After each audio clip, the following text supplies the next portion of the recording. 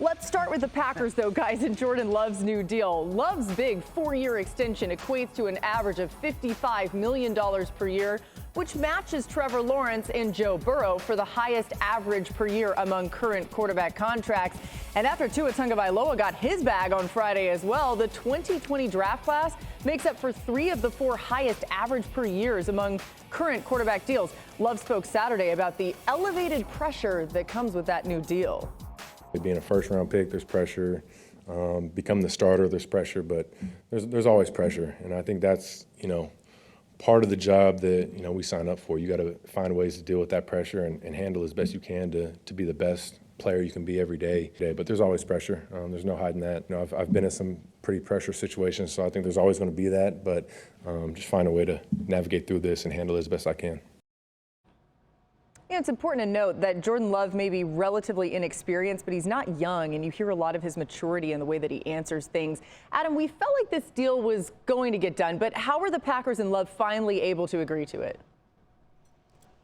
Listen, they had a padded practice on Saturday, their first padded practice of the summer, Laura. It was no coincidence that one day before, both Tua Tagovailoa and Jordan Love get their deals done, and the Packers do it right before their first padded practice so that Jordan Love could be out there. Look, this was something that both sides wanted and were working towards. They had talked about the fact that they wanted to have this deal done in place by the time training camp opened. Well, it wasn't in place by the time training camp opened, but it was in place by the time the first padded practice of the summer took place. That was an artificial deadline that both sides were able to meet, and it wasn't really hard, especially once Tua got his deal done. You know what the average on this deal is going to be. It's going to be about $55 million, which is where the deal came in, and it's a 4-year deal, which means that Jordan Love is scheduled to become a free agent again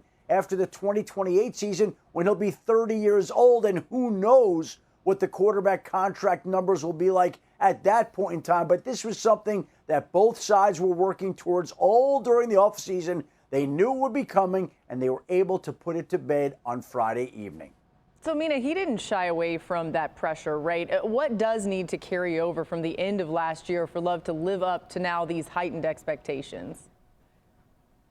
Well, it's interesting to hear you talk about pressure, to hear him say that word several times, because that's actually what I think he needs to continue playing well under. Literally, I'm speaking, not of the metaphorical pressure, but how good he was when he had pass rushers in his face. And that was really the biggest distinction, Laura, between the first and second halves of the season. The second half of the season, Jordan Love was elite in a number of categories. He was one of the best quarterbacks in the NFL. But what really stood out to me watching him was his play under pressure. First in QBR of any quarterback in the second half of last season, QBR of over 80, and there was a litany of reasons for that. Some of it was his faith in the structure of the offense, his understanding of it, knowing where his outlets were, but also his physical tools. He's just so good at making those off-platform throws, moving inside the pocket. Versus the first half of the season, under pressure, he had a QBR of 13, which was bottom 10 in the NFL.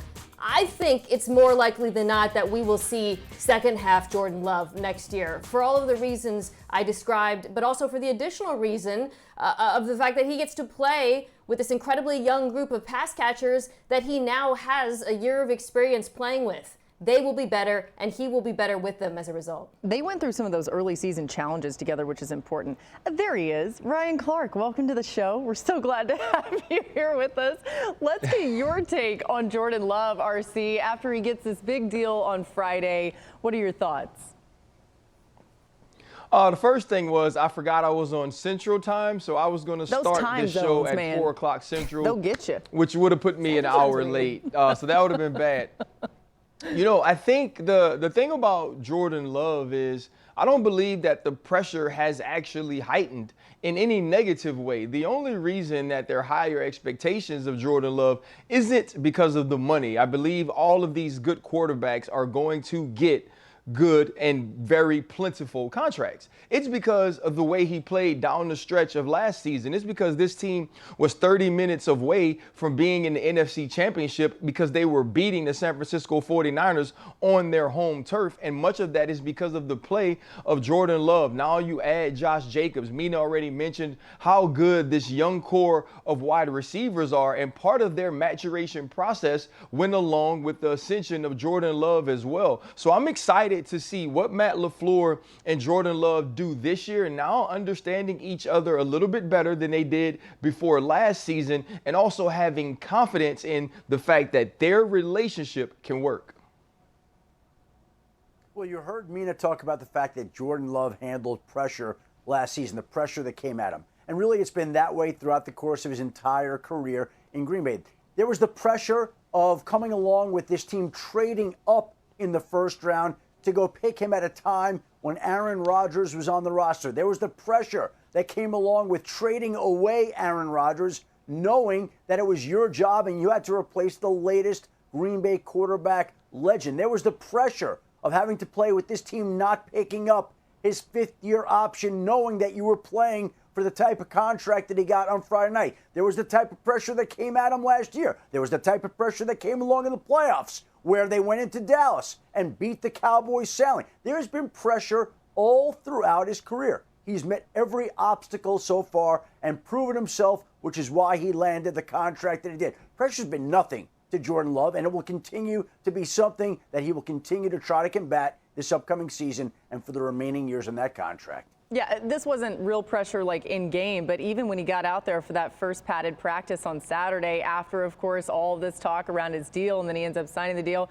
he threw a nice touchdown pass pretty early on in that one and looked exactly like he's always looked, at least in recent memory. Tua Tagovailoa finally got his big payday, but considering he went 1-6, including playoffs, against teams that finished the season with a winning record and 8 touchdowns and 7 picks in those 7 contests. Some people raised their eyebrows, but comparatively, Tua went 10-1 against teams that did not finish 2023 with a winning record and had a QBR that was 20 points higher than when he played the winning squads. Here's Tua's reaction to his new deal over the weekend.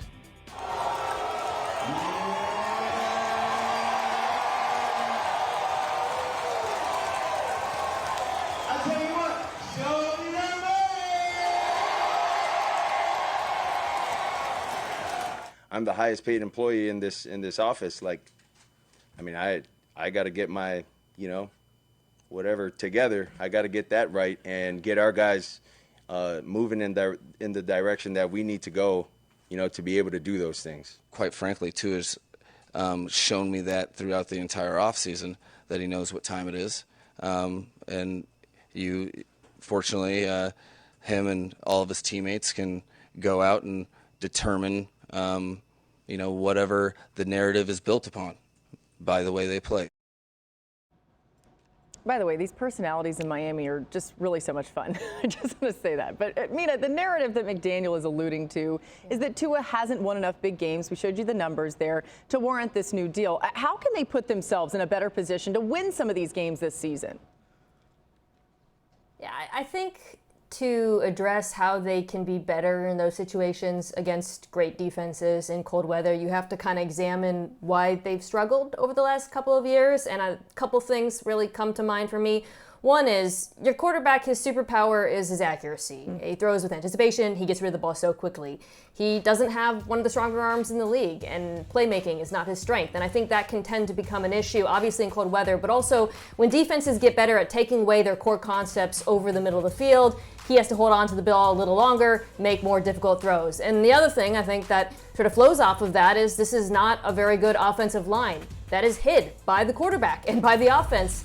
But again, when he has to hold on to the ball a little bit longer, it becomes exposed. So the question this season for the Dolphins is, can either of those things get better? Quarterback making plays, offensive line, or does Mike McDaniel have to come up with sort of a counterpunch as a way to evolve this offense? Because it has been an issue at the end of seasons, and it will continue to be unless there's some improvement in that regard. And that's, I think, the problem. You know, you talk about this money and if it raises expectations of Tua, or what does this mean for the team? My first question is it going to make him more elusive in the pocket? Is it going to make him a more willing creator, not runner? Will he give Tyreek Hill, Jalen Waddle opportunities for second play chances? He didn't do that last year. He wouldn't create. And so it was, when you took away the first read, there was no counterpunch given to you by the quarterback. And so if you can't do that, then what is Mike McDaniel going to do to expand this offense? What is he going to do to confuse you in some sort of way, to offset some of these things that Tua Tagovailoa has to do on time in order to be successful? Because if they don't do that, they won't beat the good defenses. They won't beat the good teams. Good teams make you make an adjustment, not only pregame, but in-game. And every team that had the ability to do that to the Miami Dolphins walked away with a win. And they haven't beaten the good teams. They haven't beaten them consistently. And Tua and the Dolphins, Tua is still waiting for his first playoff victory. And so this team has stood behind him all along, and there was no surer sign of that than giving him this contract that makes him the highest paid Dolphin in franchise history. Now, that's the title I use, but we heard the title that Tua used. He's now the highest paid employee in the office, which I love that title. That's a great, I've never heard that one for a player before. We have to break that out. We've heard the highest paid player at a certain position. We've heard the highest paid player in franchise history. I've never heard the highest paid employee in the office. But that's what Tua now is, and he's got to step up in the postseason and validate it. You know, it's interesting because when I spent some time in Miami before a couple of their games last season, he really does know every employee in that office. That's the type of person that he is from top to bottom. So I think it's why he said it that way. But either way, an interesting way to put it. Adam, you're the highest paid in this office.